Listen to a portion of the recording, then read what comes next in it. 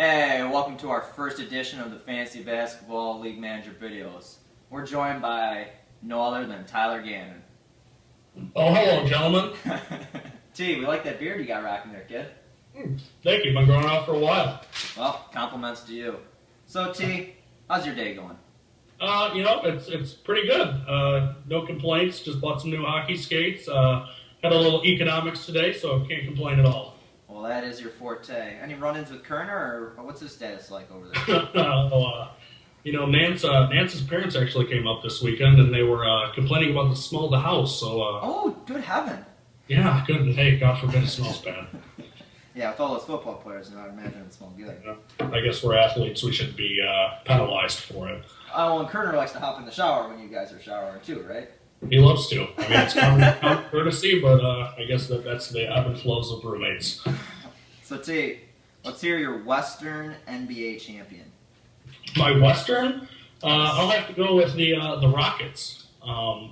They got Jeremy Lin, Dwight Howard, very high-powered offense, and I think with their average of points being so high that they're going to be able to sustain that throughout the year and maybe make a run on the playoffs. And I think they have James Harden, but I could be mistaken. So oh, they do. That might help them. Now, how about the Eastern Conference? I'm going to go with the Pacers, and big man Roy Hibbert is probably going to lead them to there. And LBJ, he can't really match up against him. So Roy Hibbert was a big topic of debate today, T. We didn't know who to rank as the best center amongst some of my other walls. We had Noah going against Hibbert, big topic of debate there. So moving right along, realistically, Tyler, how many punches do you think you could take from Connor Brennan? Probably not a lot, right? Butterball Brennan is what I like to call him, all right? I think I got a little reach on him. I don't think he gets any on me. I think he climbs up another light pole like a koala bear. And I think that's the end of that story. Okay. Well, in the light of that answer, how would you advise the Obama administration moving forward? I don't know, impeach him. That'd probably be the best thing for everybody. Just kick him out of office. Hey. Going to hell in a handbasket, if you will. That's a quick answer. I like that. So... okay, why don't you go ahead and name your 3 Survivor Island movies for us, then? Survivor Island movies.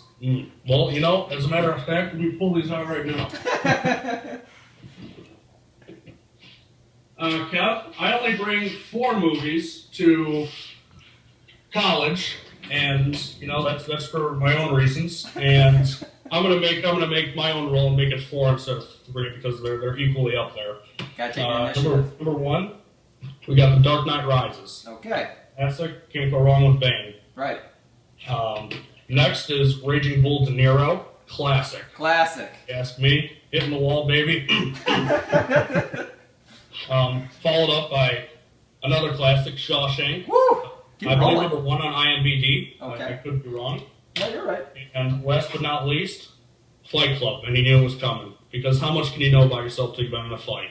Very true. And Tyler, I would have disqualified you, but all of those movies were awesome, so I can't do that. So perhaps, in light of that answer, you could reveal the origin of the nickname D-Rock. Oh, D-Rock. Oh, that's going back. Well, let me tell you, me and the Rockets were driving out to Manuka to take on, it was either some Shanahan Pussies or Fulton Nevlich. And we were listening to United States of Atlanta, and that's right. Johnny Girl made some reference to the Yin Yang Twins and singing. I was like, yo, man, this is D-Rock, baby. And Anthony Giannoli and Johnny Girl were like, D-Rock. And the name stuck for a little bit. Oh, hey, I mean, leave it up to you St. Race faggots, I guess, huh? Oh, that's why my team name's the St. Paul Intimidators, baby. We'll see how that works for you. So, what were your thoughts on that just absolutely horrific draft we had? It was a clusterfuck, and I believe I texted you beforehand, and my bet was on Kokanik fucking up, and he certainly did. He certainly did. And you, I believe, said Johnny Girl, and there was no short of that either. What's up? Yeah, no, he definitely... Even the best part is he called me and said, like, he clarified what are the rules. Like, what are the rules? I guess repetitive questions, and he still managed to fuck it up. So yeah. He was in the library, I guess, probably on some crazy shit Carlucci gave him, and yeah, And Kokanik let the time run out. So yeah, that was next year, guys. That'll be taken care of. Okay, so now we want to hear your prediction for the fantasy championship. The fantasy championship. Well, I'm really liking Jim's team, Judas Shuttleworth. Okay. You know, I really like the team name. Yep. And, that was off of last year because he had Ray Allen. Ah. So we might see a team name change. I don't know. It's pretty creative, though. Yes, I'll give him that. Yeah. I'm a big fan of him, and I'm liking the Big Dang Theory with Sean Davis. Oh, okay. So you're just kind of a team name rider. You're not really looking for talent here, huh? It's preseason. You don't know shit. That's true. Good point. Like Jamal Charles. I thought he was going to be injured first week of fantasy football. Look how that turned out. Leading running back in fantasy. True. Well, you're still having a good season in fantasy, so I guess, You bet your bottom dollar I am. All right. So how would you compare? Now, this is a tough question, T. Okay. How would you compare how LeBron's handled his life of success in comparison with how Tim Tebow has handled his?